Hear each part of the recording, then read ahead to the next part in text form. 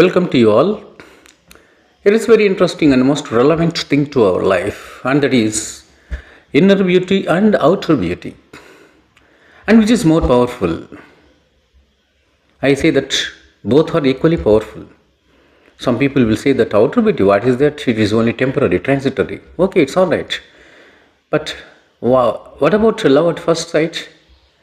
See, almost all great thinkers and poets say unanimously that some people will have the love at first sight itself. The main forte behind it is attraction of the beauty, physical beauty. So, love at the first sight is based on beauty only. We must definitely accept it. Okay, you keep it out, say it, and come to this point, the main point, that is outer beauty versus inner beauty. I say that both are powerful. I'd like to give you some two illustrations. The first one is Helen of Troy. You must have heard about the beauty of Helen. In order to take the hand of Helen, so many kings fought, and they have made a voyage also, and 1,000 ships were shrinked, collapsed. Shipwreck, 1,000 ships. In order to have the hand of Helen of the Troy. Then, in Dr. Faustus' book, very interesting book, drama, the writer Christopher Marlowe has written very beautiful lines about the beauty of Helen. Was this the face that launched 1,000 ships? That means because of this beauty of Helen, 1,000 ships were shrinked in the sea. That is the power of beauty, physical beauty, external beauty, outer beauty. And one more example I would like to say here, and that is Cleopatra. Same is the case with Cleopatra also. So many kings, Antonio, Julius Caesar, so many. They tried their best to marry her. They married, and she married not one, two, three, four, so many persons. So by the age she completes her 34, 35 years, she married more than 5 persons.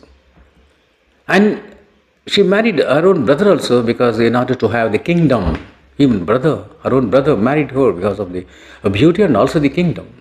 So that is the power of the outer beauty. But which is more powerful? Both are same. Even now I say, and in respect of inner beauty is more sublime than outer beauty. That is the point to be noted. How it is, inner beauty is more sublime, I will say. Sita, for example. She has been abducted and kept in Ashokavanam by Ravana. Even then, she is completely preoccupied with her husband. She has not lost her self-confidence, self-sufficiency, self-reliance, the correct word is that. And she has lost any hope. And she has that inner beauty always. It was enlightened inner beauty that was innate and permanent in her mind. Maybe because of that, anyway, she has come back and take the hand of Rama. Finally, we know very well about it. And take, even same is the case with Ravana also. Though he has committed some mistake in respect of Sita by abduction and all that, yet he was won by his own wife Mandodari. Mandodari has given him warning. Why you have done such type of wrong and all that. And he was completely preoccupied with that thought, a feeling of remorse. And because he has that inner beauty, he is an A1 Brahman, or blessed with Brahma Jnana. He is a Brahma Jnani. Inner light is there in him. And he was a reputed Brahman. Brahman means not in respect of, not in term of a caste, in respect of character, as a sublimity and all that. A pious Brahman and a Brahma Jnani with the inner beauty.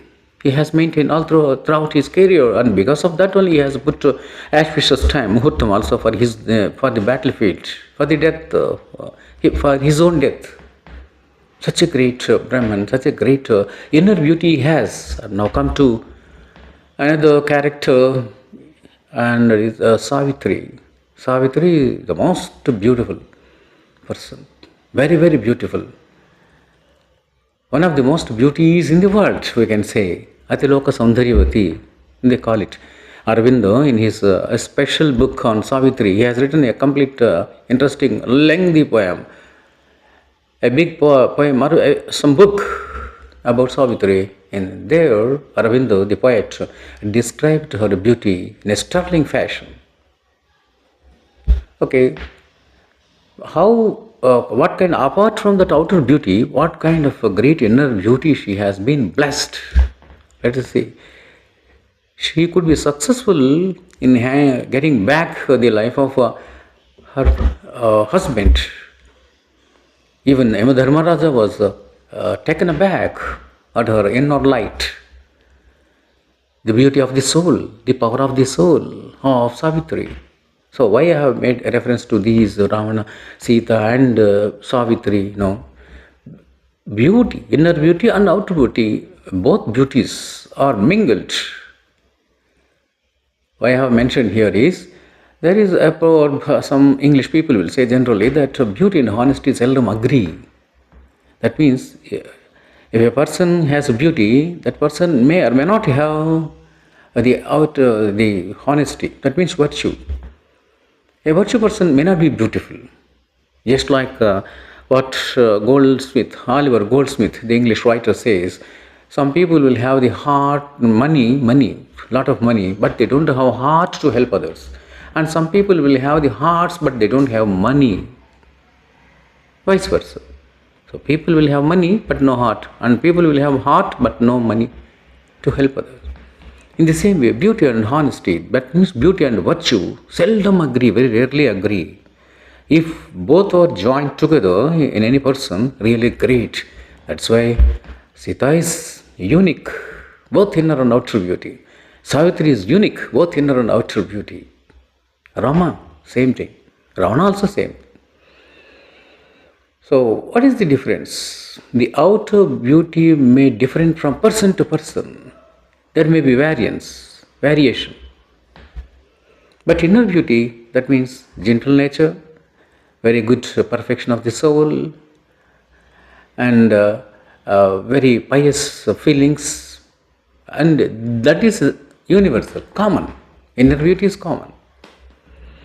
I will tell you two illustrations I shall give you here. Suppose, let us take two examples. The first example is one woman, the average beauty, not beautiful, ordinary woman. But she has studied well. By her private appearance, we will be seeing in our newspapers. By private appearance, a woman has studied well, looking after all the household works, and she has been selected for Group 1 or Group 2 services. And even after joining the service, she has been looking after the family, husband, children, all family things very carefully. As a traditional woman, then that inner beauty will definitely enlighten her outer beauty also. Then we say that that woman is really beautiful. And now take another example, and that is a very beautiful woman. Suppose let's take another woman, very, very beautiful. She looks very nice. But she has a rampant behavior, a deviant behavior.